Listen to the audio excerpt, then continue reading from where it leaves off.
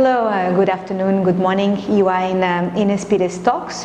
Today I have a very special guest that will support our Growth for All talks. These talks are all about innovation in diplomacy, corporate diplomacy, and the future of humanity relationships. So today I have with me Mr. Thomas Sladko, that is the former Deputy Head of Protocol of Austria Chancellery and as well Communications Officer from Lufthansa when he was placed in New York, Americas. So welcome Thomas to our show. Thank you very much for inviting me and being a guest in Ines Pires Talks. For me it's quite a fascinating world of protocol and communications, and I think ISPD is doing a fantastic job during the last 10 years where the slogan of innovation in diplomacy was created. I think the world is needing innovation in diplomacy because we are seeing a lot of different fields where protocol and diplomacy should be applied. We saw that during the passage of the last years that protocol is not only a field for diplomats or high-level representatives, but it is as well a field which could be applied to many different industries and industrial sectors in the world. Thomas, I have a doubt actually. You are the expertise specialist in the area of communication, strategic communication evolution. There's always a constant buzz around us that says that social skills are becoming more relaxed. How do you think that is applicable in the international protocol, that at the end of the day the people have the perception that protocol is something rigid, non-flexible, that is only for states, that is just a tool of communication? But how do you see that relaxation, we can say, about all those rules and procedures in the social field and as well the more professional field? It is a very interesting questions that you are asking. We have to be on the first approach very careful in not confusing etiquette with protocol. Etiquette, everybody knows, everybody heard about what etiquette is, and we have a lot of people who are selling the so-called international etiquette to the world, which is actually not existing. We have to think on etiquette as a cultural specificities, and we have to see protocol as rules and procedures applied to different fields. When we are talking about etiquette, we must not forget that etiquette is mostly influenced by cultures. Every region, every municipality, every state, every culture, every nation has their own etiquette. And who are we in a professional approach to tell these people how they should set up a table, how they should communicate their cultural values? This is not the approach of ISPD. This is an approach of people who are seeing the world in a very imperialistic and in a very arrogant way, unfortunately. And this is actually the contrary of what we are trying to do in protocol. In protocol, main advantage is that protocol rules and procedure were actually elaborated through the centuries to facilitate intercultural encounters, and they were meant to facilitate cultural blunders not to happen.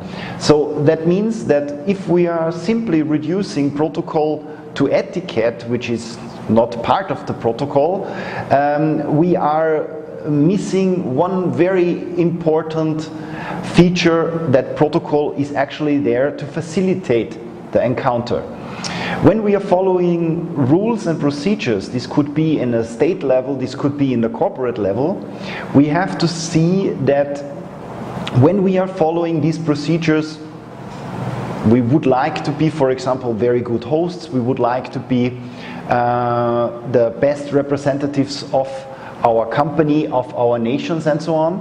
We would like to think that following these kind of procedures is actually facilitating our representative role, and this is something which is or should be applied in many areas in the world. Not only for politicians who would like to be in the public spotlight, but of course as well for any company who would like to transmit the values, who would like to present themselves in the best possible way. And in the corporate diplomacy and in the corporate protocol, we are trying to do exactly this facilitation.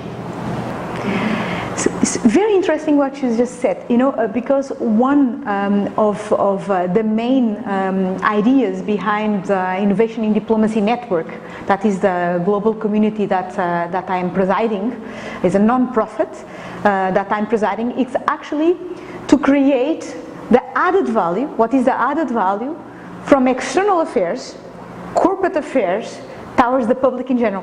So what you just said, I think, is really underlining that vision that international protocol, corporate diplomacy, business diplomacy, what is the innovation in diplomacy, is basically a new way, almost artificial intelligence way, to see the global reputation and the global relationships and the stakeholders management.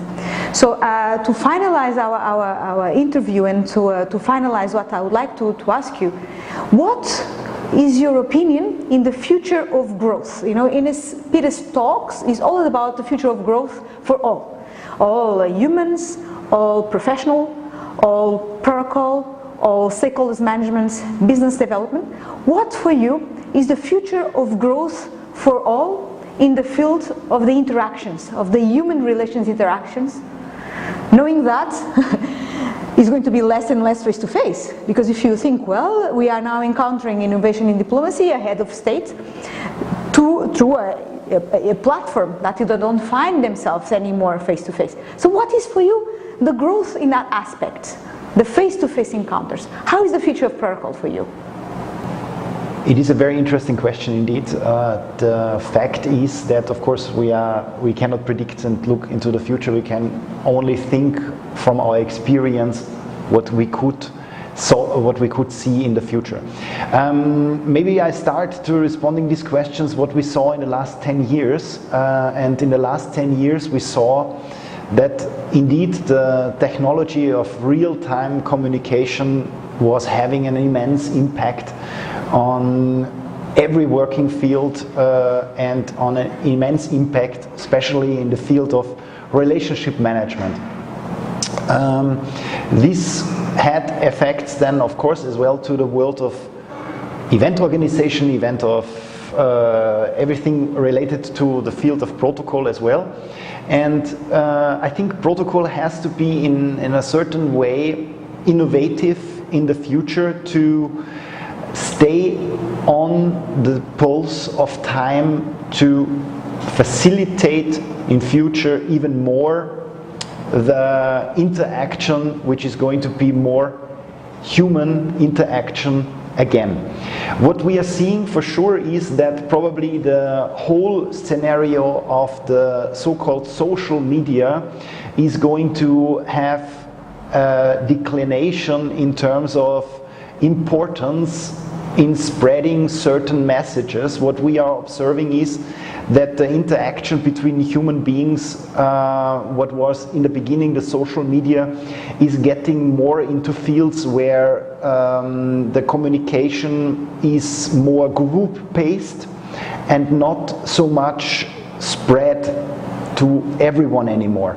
So that means people are following only the content and the group discussions and the forums which are supporting their opinion, and not so much anymore the influence of a kind of democratic approach of information.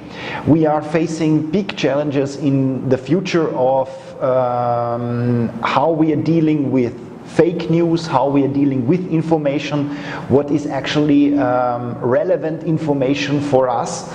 So these are all the points and questions that are going to have immense impact on the political life, on the social life, on the cultural life, on the protocol side as well. I think one perspective of all of this bringing together should be, and this is probably one of the approaches that we should have for the future of bringing down borders and bringing people more together, is that we will think on how we can facilitate the interaction between human beings on one hand, using all technologies possible, on the other hand not creating again clusters, not creating again groups where only the people who would like to hear their own opinion are going to share their opinion. The future of protocol is going to be for sure very related to real life information. Technology is going to play much more roles in everything which is related to the field of organizing any type of event. I am actually not so much thinking that we are having only virtual meetings. I don't see so much trend actually already in these protocol encounters of video conferencing or virtual rooms and so on. I think the directly encounter of human being is still going to be very important. Think about what, if you really want to understand someone, you will have to meet him, you will have to have at least a couple of minutes to speak with your counterpart. So I think this is going to play for sure a very important role in the future. Protocol will play a major role for the future as well in raising the standards, raising the facilitation of international encounters for companies, for states and so on. So their protocol will play a major role for the future as well. And what I think that in specifically that cases for the corporate diplomacy and for corporate protocol, I think ISPD is doing an amazing path for facilitating actually these encounters and offering these kind of networking and matchmaking what ISPD is doing since the last 10 years. Thank you so much, Thomas Sladko, to be here present with myself in this show. Actually, human relations are going to be a luxury that we have to afford. So welcome soon again to another topic at Ines Pires Talks. Have a great week.